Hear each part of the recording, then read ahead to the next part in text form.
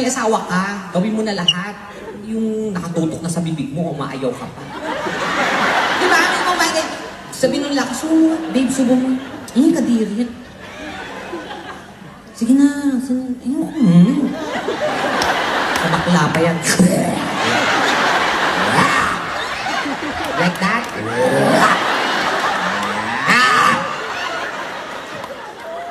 Pag meron kang asawa, gawin mo na lahat yan para hindi ka iwanan. Kaya iniiwanan kayo kasi hindi yung minsan nagagampanan yung gusto ng lalaki. Hinahanap sa iba. Diba? Ayan, diba tama po, sir? May asawa po ba kayo? Ito, oo. Diba? Dapat maging asawa mo naman, go all out ka na. Yung pakimik-kimik, art-arty. Kami nga mapak, ubos na yung bank account, wala pa din. Diba? Oo. Diba kasi mahal-mahal sa Pilipinas? Dito, Diyos ko dito, ang sarap talaga pag nasa ibang bansa kami nag-show. Iba talaga. Nakakalibre ako sa lalaki. Oo. Diyos ko, ang gagwapo, di ba sa Pilipinas, ang liliit, 500, magabayad ka. Ganyan na ang 500. Lumaki konti, 1,000, 2,000, 5,000. Diyos ko, mas malaki pa akin, hali ka na. Oo, di ba? Dito, tsaka doon sa atin, di ba? Iba. Dito kasi, pag gumanon ka, libre. Tapos, ang sarap pa, mapula-pula pa, di ba? Sa Pilipinas, Diyos ko, mga itsura, parang may mga buhangin. Di ba? Oo, tsaka pag subo mo, titignan mo yung katawan. Ang kinis, maputi, may abs. Tapos yung mata, kulay green, gray, diba? Yung ilong, ang tango, sarap. Ay, sarap. Diyos ko, sa Pilipinas, pag ano mo, ang laki ng tiyan. Yung mata, kulay pula, adik kasi, diba?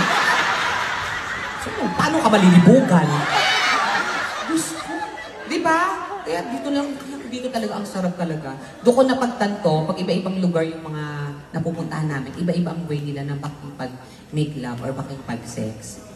Pag Pilipino kasi mga tamad yung mga lalaki minsan. O ayoko na. O pag tinira ka niyan, 2 beses. 2 ungo lang marinig mo, yung pagpasok at saka pagkatapon. O di ba, ungo niya parang, Tapos wala ka nang marinig, mata na lang pa. Tapos mga lapit na, Hindi kasi pwedeng mag-ingay, kasi katabi yung nanay, pamangkin, kasi na-squatter. Paano ka mag-iingay katabi nanay mo? O diba, hindi binulabog kayo ng nanay mo. Diba? Ganun yun, kaya hindi sila nag-iingay. Pero nung napunta ako ng Korea, in fairness, ang masarap din. Oo, parang kinikwentuhan naman ako dating. Tapos ang puputi rin, makinis, mampula-pula. Pero sabi ko, ano ba yung, parang hindi nakakagana. Kasi nung ginalaw ako, parang, ano asay? So, dyan na. Sana na. Hindi nakausap itong hayop na to. Sana na. Sana na. Gago. Ano ka malilibugan ng ganyan? Pero dito, di ba? Tsaka nung show kami ng Canada, America, ang sarap, di ba? Oo, yung mga amboy, yung mga half, yung gano'n, yung mga, iba talaga yung mga lapat. Pagpasok ka lang, oh yeah. Ano, di ba? Oh, fuck, you like a baby, motherfucker. Ano? You like it? Oh shit, motherfucker, yeah. Oh, gano'n! Motherfucker, oh yeah, you're so excited, motherfucker. Yeah, yes. Oh yeah, come on, oh shit. Break it down. Gano'n? Rapper pala ang gago. Pero yung pinakamalala, Hapon. Kasi ang mga Hapon talaga, sila yung nagpunta ko ng Japan, experience ko yung isang lalaki na sobrang gwapo din niya. Pero iba rin sila, oo, talagang hayok na ito. Oo. Oo. Hapon, aso ka bang hayok ka?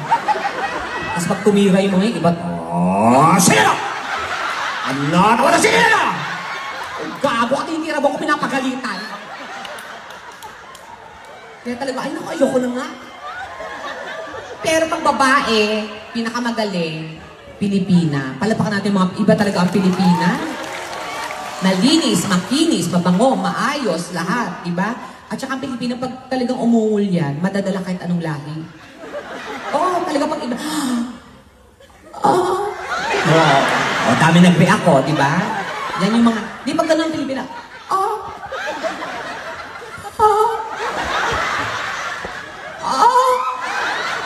nakita ko, sinaksak na pala. Kaya...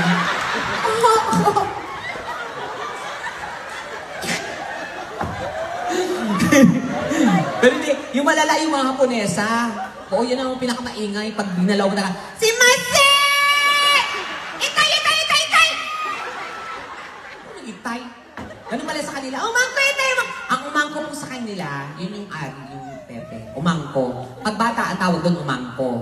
Pag nagdalaga ka na, umangkok na yun, lumalaki ka siya. Tapos minsan sunod, pag mananganak na, ubandihado na yun. Pag kila tita, yan, may asawang ibang lahi, okawa na yan, malaki na. Nagbibiko na sila minsan. Anyway, sige. Aawit muna po ako para po sa inyong lahat. Palakpakan naman po.